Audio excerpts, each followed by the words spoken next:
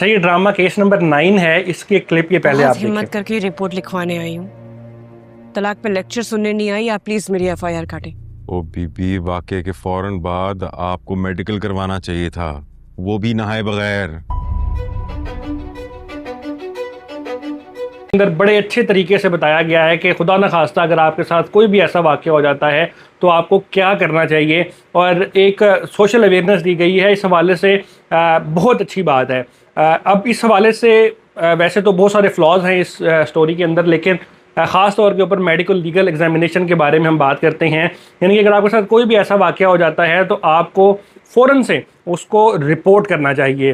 सबसे पहले आप थाने के अंदर जाएंगे, एक रिटन एप्लीकेशन उसके ऊपर देंगे जिसके ऊपर आप क्लियरली सारा वाक़या लिखेंगे कि ये टाइम था, ये वक्त था, ये लोग इसके अंदर शामिल थे और हम उस वक्त इस जगह पर मौजूद। आपकी एप्लीकेशन पुलिस के अंदर देंगे तो पुलिस खुद भी आपको एक डॉकेट के ज़रिए, एक हुक्मनामे के ज़रिए कहेगी कि आप जाएं और जाकर अपना मेडिकल लीगल एग्जामिनेशन करवाएं, यानी कि अपनी मेडिकल रिपोर्ट बनवाएं। वैसे तो पुलिस को खुद साथ जाना चाहिए और जाकर मेडिकल रिपोर्ट बनवानी चाहिए।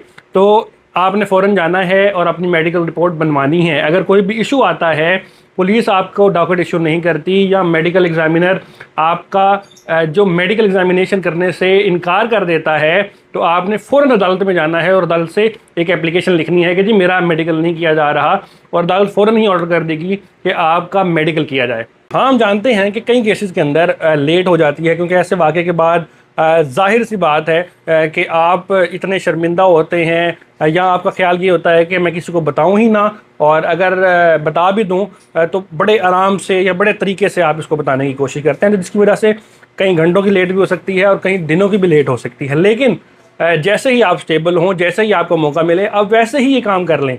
यानी कि आप अगर 5 दिन बाद, 6 दिन बाद, 10 दिन बाद भी आप इसको रिपोर्ट कर रहे हैं तो रिपोर्ट करते ही आपने मेडिकल रिपोर्ट लाजमी करवा लेनी है।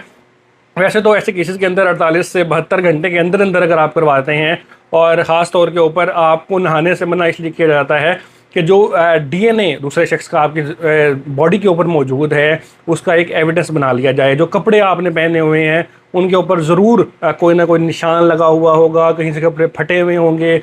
ज़ाहिर बात है, जब रेप हो रहा होता है तो आप रजिस्ट भी कर रहे होते हैं, तो हो सकता है आपकी बॉडी के ऊपर इसके अलावा भी कोई ना कोई निशान हो, जैसे कि आपको हाथ पकड़ने के निशान या ज़ोर ज़बरदस्ती करने के निशान। तो ये सारी चीज़ें जो हैं वो मिलकर एक corroborative एविडेंस बन रही होती हैं। सेकेंडली, अगर आपके पास ऐसा कोई सबूत मौजूद भी नहीं है, अगर मेडिकल नहीं भी है, तो फिर भी आपका एक गॉन केस नहीं है, आप फिर भी इसको दूसरे सर्कमस्टेंशियल एविडेंस के मुताबिक प्रूव कर सकते हैं। इस तरीके से इस केस के